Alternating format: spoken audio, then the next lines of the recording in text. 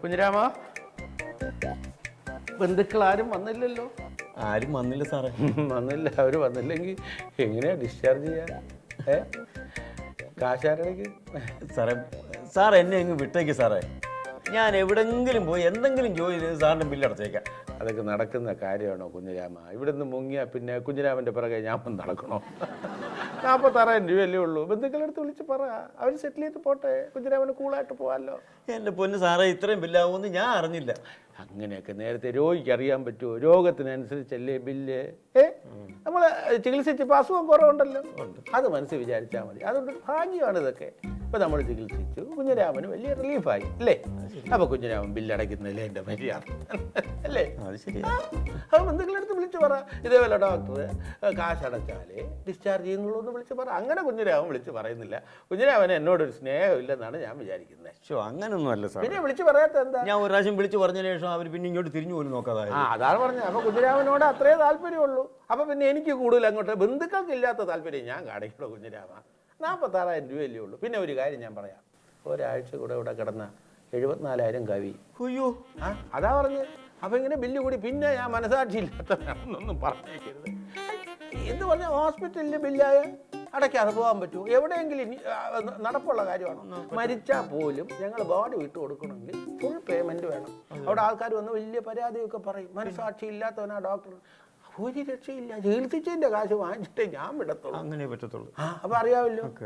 അതാ പറഞ്ഞത്. അപ്പോൾ പിന്നെ ഇവിടെ ബോഡി കിടന്നിട്ട് 8 മണിക്കൂറും 10 മണിക്കൂറും വൈകി ഓടി വന്ന് ബന്ധുക്കൾ കാശടച്ചിട്ട് ആ 10 മണിക്കൂർ മുമ്പേ മരിച്ച ഉടൻ തന്നെ സെറ്റിൽ ചെയ്തിരുന്നെങ്കിൽ ബോഡി എടുത്തുകൊണ്ട് പോകാമായിരുന്നല്ലോ.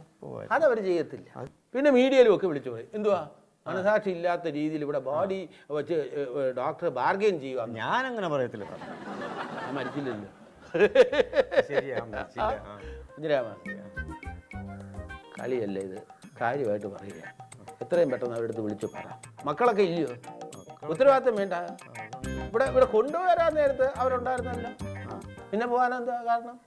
ഞാൻ പറഞ്ഞില്ലേ സാറേ, ഞാൻ ഇത് വിളിച്ച് പറഞ്ഞപ്പോഴത്തേനും അവർ പിന്നെ ആരും തിരിഞ്ഞു പോലും നോക്കിയില്ല. പിന്നെ എന്നെ കുറ്റപ്പെടുത്തിയിട്ട് കാര്യമില്ല. ഇവിടുന്ന് വിടത്തില്ല. സെക്യൂരിറ്റിയൊക്കെ ഉണ്ടെന്ന് അറിയാമല്ലോ. ഇവിടുന്ന് രക്ഷപ്പെടാന്ന് വിചാരിക്കണ്ട, ജയിലിനേക്കാളും കടുപ്പം. അങ്ങനൊന്നും ചെയ്യത്തില്ല. അതാ പറഞ്ഞത്. സാറല്ലേ എന്നെ സുഖപ്പെടുത്തിയേ. ആ ഒരു നന്ദി ഉണ്ടല്ലോ. സെക്യൂരിറ്റിയാ ഉള്ളത്. ഇവിടുന്ന് പൈസ അടയ്ക്കാതെ പോകാമെന്ന് കുഞ്ഞിരാമൻ വിചാരിക്കില്ല, അത് നടക്കത്തില്ല. പിന്നെ ഒരുപാട് കാശ് മുടക്കിയാൽ ഞാൻ ഈ ഹോസ്പിറ്റലിൽ ഇട്ടിരിക്കുന്ന അറിയാമല്ലോ. പറയുന്നവർക്ക് പലതും പറയാം. പിന്നെ ടെസ്റ്റ് എടുക്കുന്നതിനെ കുറിച്ചൊക്കെ ആൾക്കാർ അതും ഇതും പറയും. ആ ടെസ്റ്റ് എടുക്കുന്നു, ഈ ടെസ്റ്റ് എടുക്കുന്നു. ഈ ടെസ്റ്റ് എടുക്കാതെ ആ ടെസ്റ്റ് എടുക്കാതെ എങ്ങനെയാ മനുഷ്യന്റെ അസുഖത്തിന്റെ വിവരം കണ്ടുപിടിക്കണ്ടേ? അതിനല്ലയോ ടെസ്റ്റ്. ഞാൻ അങ്ങോട്ട് വിളിക്കാം.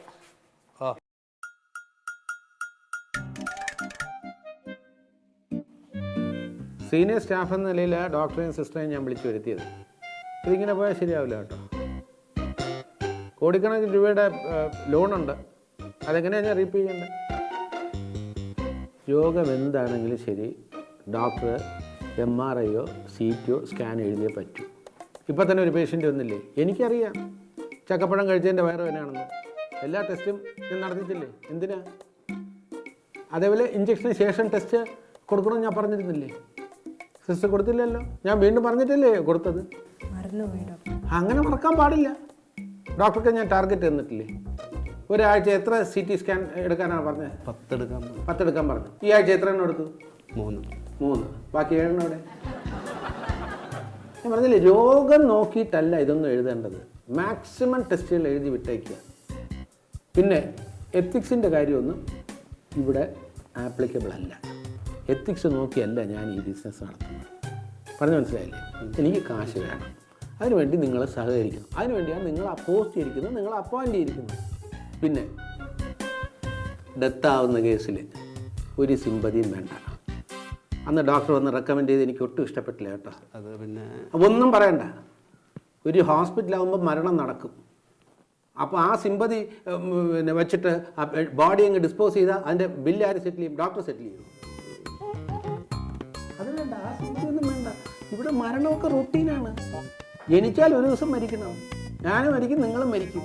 അപ്പോൾ ആ സെൻറ്റിമെൻറ്റ്സ് ഒന്നും ഒരു ഡോക്ടർക്ക് ഇവിടെ വേണ്ട. ബോഡി വിട്ടു കൊടുക്കണമെങ്കിൽ ഫുൾ പേയ്മെൻറ്റ് അടച്ചിട്ട് വിട്ടു കൊടുത്താൽ മതി. അതുവരെ എന്ത് പ്രക്ഷോഭം വന്നിരുന്നാലും നമുക്കൊരു വിഷയമേ അല്ല. മനസ്സിലായില്ലേ? ആ രീതിയിൽ പോയാൽ മതി. ആ രീതിയിൽ പോയാൽ നിങ്ങൾക്കിവിടെ കണ്ടിന്യൂ ചെയ്യാം. അല്ലെന്നുണ്ടെങ്കിൽ നിങ്ങൾക്ക് റിസൈൻ ചെയ്ത് നിങ്ങൾ ഏതെങ്കിലും സേവനം ഉള്ള ഏതെങ്കിലും ഹോസ്പിറ്റൽസിൽ പോകണം. ഇല്ല സാർ, ഇനി ഞങ്ങളുടെ ഭാഗത്തുനിന്ന് ഒരു വീഴ്ചയുണ്ടാവില്ല. ഉറപ്പാണല്ലോ. ഉറപ്പാണ്. അപ്പോൾ ആ രീതിയിൽ അങ്ങനെയാണെങ്കിൽ ടാർഗറ്റ് ഒരു 7 CT സ്കാൻ നാളെ തന്നെ എഴുതിക്കോളാം. പേഷ്യൻ്റ് ആര് വന്നാലും എഴുതിക്കോ, ബാക്കി കാര്യം ഞാൻ നോക്കിക്കോളാം.